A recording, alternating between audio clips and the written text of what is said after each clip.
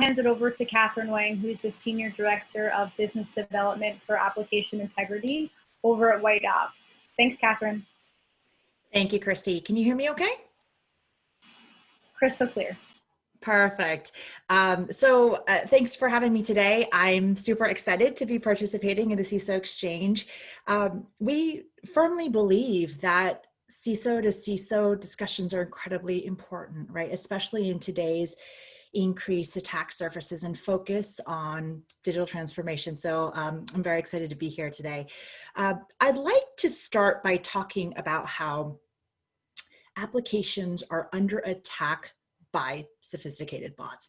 Now, some of you are probably already familiar with the issue. Some of you may not think it's an issue, but we have seen a substantial increase in account takeover attempts, credential stuffing, exploitation of free trials, free services, free accounts, and everything from fake form fills for credit card applications to fake transactions verifying the validity of stolen payment card data. And whether you have an existing solution or not, hopefully some of the insights that I share will help expand your expectations of what it takes to protect you from the sophisticated bots of today. The Enterprise Strategy Group published a report back in February, and this is a figure excerpt from it. So there's a massive shift happening now in how fraudsters are trying to exploit legitimate applications. Back in the 1990s, the 2000s, we started with testing and runtime protection practices, right, that focused on detecting vulnerabilities or misconfigurations in applications. But sophisticated fraudsters quickly found that even the most battle-hardened platforms could be easily circumvented by impersonating real human identities. That, paired with the 15 billion records breached over the past 6 years, made for a very formidable combination. So let's dive a little bit deeper into this specific concept. So let's say you're a criminal and you really want to scale your operation. You want to make some real money. You don't want to just impersonate one human, right? You want to impersonate as many as you can, which brings us to an interesting and provocative question. If you could look like a million humans, what would you do?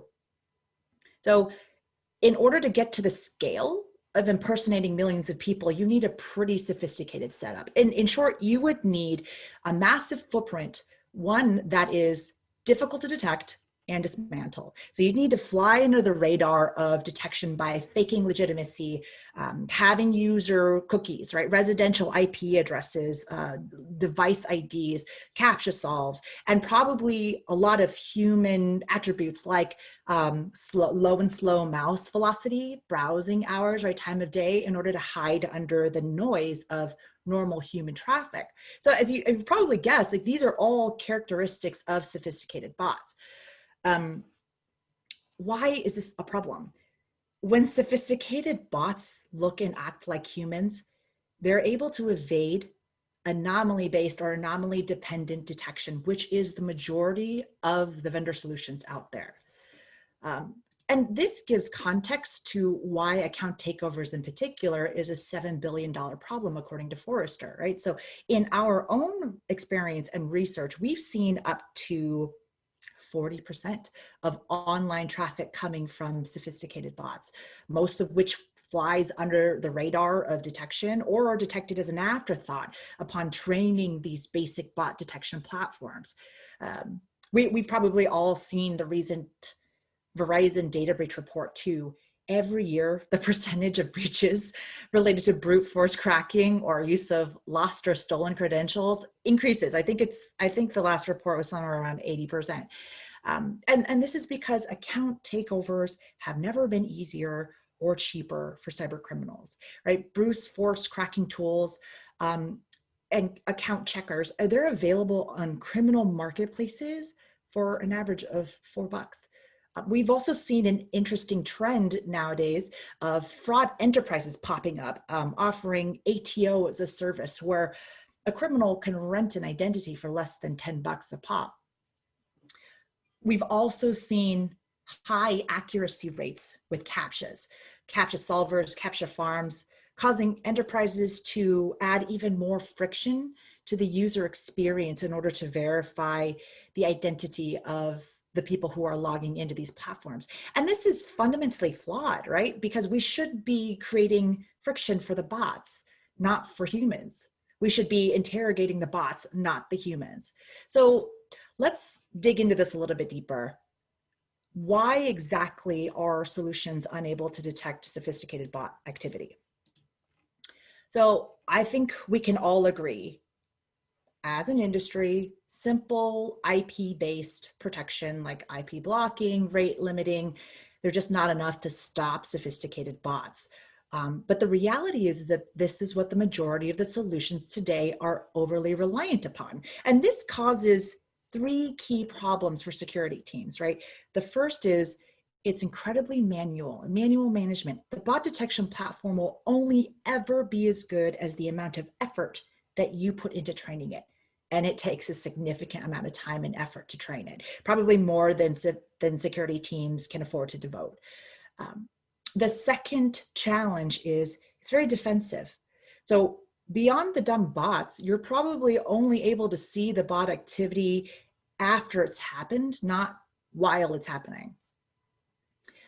The third reason is it's very siloed and it's myopic, right? So there's no concept of leveraging a halo effect or a network effect. In an ideal world, someone else's incident should be added to your detection algorithm. So we're all in this together after all, right? Like, how do we leverage a scenario where you're not protecting yourself, but other people and the threat models that they've seen are working back to protect you before they even happen. So for all the reasons that I mentioned above, just anomaly-based detection just only detects the simple bots of yesterday, not the sophisticated ones of today. The approach that truly works is the one that combines substantial data, sophisticated algorithms written by hackers, right? And a polymorphic Turing test, or interrogation, as we like to call it. Now, a little bit more about the landscape and the typical use cases. It's not just the high-risk verticals like finance or banking where we're seeing increased attempts for account takeover, fake account creation, etc. We're seeing it in all verticals and companies of different shapes and different sizes since remote work became the norm. It's like criminals are going after the weakest link to get the information that they need. I have a few examples for you. So a week ago, we had a client in the community or forum space. They had reached out because bots were creating fake logins, posting misinformation en masse, and diluting the overall value of their community. An interesting new use of this that we hadn't seen as prominently as what we're seeing now. 2 weeks ago, we had a client in the e-commerce space reach out to us because they had an increase of bot activity leading to the sale out of their high value items, causing a lot of their very loyal customers to basically be pretty angry that they weren't able to purchase those limited edition items. So these items were several hundreds of dollars, and yet this brand was still more concerned about the equity and the customer trust that they've worked so hard to build. So it has ripple effects too if you're not able to detect a lot of the bot behavior that's happening even at the ATO level. So a month ago, we had a nonprofit reach out because they had a card cracking incident where, as I mentioned before, a bot had ran thousands of attempts to verify the validity of stolen card data within a Black Lives Matter donation page. And even earlier this year, we had a company in the digital streaming space come to us with an issue of bots pretending to be humans consuming streaming content because there was money to be made by increasing the popularity of certain content. And that last one really threw me for a loop. Just new threat models emerging from the increased attack surfaces. So if we approach this and apply good game theory to this approach, we need to make some fundamental assumptions. The first being criminal organizations have greater incentives to succeed and are often way better funded than the enterprises that are trying to stop them, right? On a good day for criminals, they get to make millions of dollars. On a good day for enterprises and mitigation solutions, we get to keep our jobs, right? So the economics are wildly mismatched. And we need to stop fighting with one arm tied behind our backs and take a fundamentally different approach. So if we're thinking through that, what does that actually look like? I want to surface a concept of playing to win, right? In order to play to win, security teams need a solution that leverages this concept of collective protection. Security teams should be benefiting from each other's enterprise incident detection, ensuring that they're protected from similar bot activity before it even hits their web properties. It's got to be accurate. It's got to be low impact. So security teams, they don't have time to manually train basic detection platforms on what is or is not fraudulent activity. They need to be effective, accurate, but lightweight solutions that are very precise, especially when it comes to mitigating or limiting the amount of false positives. The user experience is paramount. And we shouldn't be asking humans to verify their own validity, as I mentioned earlier. Any solution, in order to pass the test of time, needs to be one that leverages privacy by design, right? So GDPR, CCPA, they're just the beginning. In addition to that, if we think about the impact that bots have down the funnel, it costs money to send SMS as part of your MFA process, right? So is there a way for us to narrow down the pool of logins so we're not sending SMSs to bots? And then, conversely, can we limit the costs of MFAs by only introducing frictions to users when there's a high risk incident that occurs? And then lastly, transparency and control. Security teams need complete transparency into the threat models and the categories that are most prominent to their business so they can take action on it. So what does this look like in practice? The number one theme that we see when clients come to us is that they can no longer afford to be playing defense with sophisticated bot fraud, whether that be because of operational workload, risk tolerance level, or in some cases, platform costs like SMS as part of MFA, which I mentioned earlier. They want to play to win, right? We want to help them do that. So what does it look like to win? I'd actually like to take you through a little story. About a year ago, White Ops uncovered a large botnet called Eve, spelled 3VE, that flew under the radar of every detection platform on the market.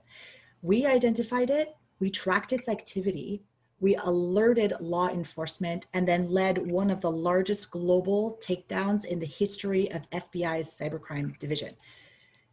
So this operation at its peak was generating somewhere in the vicinity of 12 billion requests a day.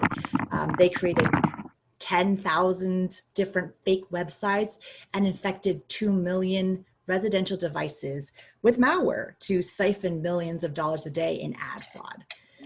So we worked in collaboration with the FBI, the Department of Justice, Google, Facebook, all the other logos that you see here, and many more, to track and attribute this activity back to its source, which happened to be located at the Ukraine. And these criminals had no idea we were onto them, and they thought they were completely untouchable, being in a non-extraditable country. So while on a flight to Bali for a surfing trip, the FBI intercepted them at the airport upon landing, arrested these key criminals, shipped them right back up to Brooklyn, and now they're behind bars serving 40 years each, right? So this is a great example because individually, none of these victims, for lack of a better word, would have had the resources or even the footprint of data to attribute this fraud back to the source and shut it down. This was a collaborative effort, hence the collective protection fueled by this massive visibility we had into the activity at scale that allowed us to collectively benefit from this takedown. And I want to harp on this. This is what changes the economics of fraud, making it more expensive for the criminals to succeed than it is for the collective ecosystem to defend. There needs to be consequences for these criminals, and we don't just put up a sign in front of your house saying this house is protected by white ops, because all that does is encourage the criminals to find other victims. No, we help to dismantle multi-million-dollar operations similar to the Eve example and put people behind bars in an effort to make it known that the stakes for being in the business of cyber fraud are now much higher. Okay, so let's take a look into the tech and see what it takes to detect incrementally more sophisticated bots. It really starts with layered defense. So technical evidence based on our Turing test approach is our core differentiator. Just to give you a sense of scale, we process 1.5 trillion transactions a day. That's 1.5 trillion instances where we're evaluating the humanity of that interaction with over 2,500 signals to identify evidence of compromise. Not probabilistic, but actual deterministic evidence of compromise. The precision that this affords is incrementally more ATO attempts mitigated than any other solution, while maintaining a very low false positive rate. Machine learning, I think a lot of platforms out there, but I will say they're not all created equally, and good data in means good data out. So machine learning takes the massive quantity of data that we process and ensures that we're not only predicting malicious behavior, but we're integrating new attempts back into the platform for the shared network effect or the collective protection, as I mentioned earlier. Another key differentiator is we can't be overly reliant upon technology, right? So we invest in an elite team of white hat hackers we call our Satori Global Threat Intelligence Team. Many of them with backgrounds in law enforcement, with the FBI, the CIA, et cetera. They not only publish independent research, but they also surf the dark web. They reverse engineer malware. They get their hands on actual malware infected phone or mobile devices and understand how the sausage is made. They identify new trends in the threatscape and work that back into our R&D. And then, of course, continuous adaptation ensures that we are in their OODA loop process, right? So as soon as a bot receives a failout, they receive a marker on how to evade detection. That's the unfortunate truth. So it's not enough to detect them on the first try. We need to make sure we're protecting them against the second attempt and the third attempt and increasing their cost of operations every time. And that's how we're essentially disrupting the economics of their ATO attempts. In terms of the visibility and transparency, which I mentioned earlier, this is a quick overview of our dashboard. So some dashboards or platforms offer black box or limited reporting, threat or risk percentages or scores versus deterministic values, and not much customization. But what we found is that the security teams, they need real-time dashboard information that helps them get deep insights into threat categories, aggregate trends over time, custom reporting, and more. And we offer a complete breakdown of valid, non-standard, or bot traffic, and we're not handing you a threat score and asking you to figure out what you want to do with it. So when we give you those numbers, it's because we found definitive evidence that this is a bot. Threat categories, country breakdowns, as you can see, and other cuts of the data help you understand what types of threats are occurring so that you can take the appropriate action and reinforce as necessary. You can also leverage our reporting platform as its own standalone robust reporting tool, or leverage the reporting API, import the raw data for ingestion into your SIM or other BI tools. So I'd like to leave you with just this one slide here. This chart is a helpful summary of everything that we've just discussed. If you are seeing bot activity compromising your applications, your transactions, your brand equity, or if you're noticing that your bot mitigation solution just simply isn't allowing you to work smart versus working hard, we would love to help. We protect over 200 global brands, including the world's largest internet platforms. And we verify the humanity of 10 trillion transactions a week. Our privacy sensitive code affords us a footprint larger than any single antivirus or threat detection platform on the planet. So I would like to leave you with our mission, which is to disrupt the economics of cybercrime by protecting the internet from sophisticated bots. So that is the presentation for today. Thank you everyone for your time, and I'm happy to take any questions from the Q&A.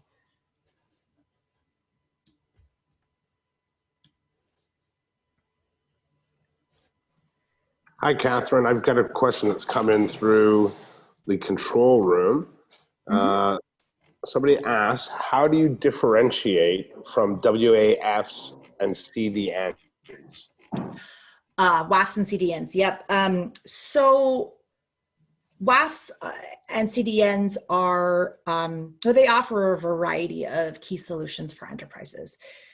However, they often offer more of a checkbox mitigation solution because it's not their core proficiency. So many of our clients choose to work with us to layer on top of that existing technology to ensure that they're fully protected against ATOs, credential stuffing, fake accounts, etc. So I would really consider WAFs and CDNs to be partners in this case, as you layer the technology on top to make sure we're truly mitigating those risks. Excellent. I've got a couple more that have come through. Great. How do you handle user privacy? And they're saying, for example, GDPR, CCPA, etc. Yeah, great question. As I mentioned earlier, CCPA, GDPR, these are going to just be the beginning of a larger trend where people care about their information. But through privacy by design, we are interrogating bots and not humans. So as a result, we're not processing any human data like PII, which makes our tag inherently privacy safe, which has been a huge reason why a lot of brands choose to work with us, just inherently by the design of our technology. Okay, I'm gonna get one more that's come in here. How does the implementation work? Great question. So I should have ended by saying, for anyone who is interested, please reach out to us. We'd love to show you a demo. So in terms of implementation, a demo would probably be the best next step. But in short, we leverage a JavaScript tag that sits on basically whatever surface you want to protect via website or your mobile SDK. When an unknown user comes in, we start receiving key signals as part of the multi-layer detection methodology that I showed you earlier. And this is the 2,500 different markers that we're looking at. We're not all looking at them in the exact same time. In fact, we're doing polymorphic Turing testing, right? So we're also looking at the information that we're getting in that session specifically. So if we're getting information that's saying is coming from a mobile device running Chrome, but another marker that's saying it's Linux on desktop, we automatically know that that's not legitimate human traffic. So once we receive those signals, we issue a determination, a response of whether or not the unknown user is bot, valid, or non-standard. And non-standard just simply means that we saw something interesting, nothing characteristically to identify it as bot behavior, but at least something that warrants a second look. So we have those three classifications, and at that point, the client has the choice whether or not to block or allow, or in even some complex cases, delay like tar pitting, or deceiving, taking them down an alternate path, seeing if they can figure out what the fraudsters are going after, and then dropping the floor underneath from them so they don't know where they fail out. So it makes it really hard for them to come back and iterate or evade detection. Those are more sophisticated use cases, but we do have clients that find value in taking that action. So yeah, that's pretty much in a nutshell, but I would definitely encourage anybody who's curious to reach out, and we're happy to do a demo. Excellent. Oh. Kathryn, I wonder, are you seeing the poll results, and do you have any comments on those before we wrap up? Let's see here. Yes, I see a few. Let's see. What are the approximate? Yep. Looks good. So 80% of the people responded said $10. That's correct. Oh, $70 is actually correct. $10 is the average, but for banking is actually 70. And in terms of the percentage of password reuse, 43% said 74%, which was correct. And in Forrester survey, security decision makers, what percentage of external security breaches were caused? 100% said 27%, and that is correct. So congratulations to people who got the poll correctly. It sounds like you understand ATO very well. And yeah, if I can help answer any other questions, feel free to reach out. I believe my contact information as well as this presentation will be shared as a follow-up.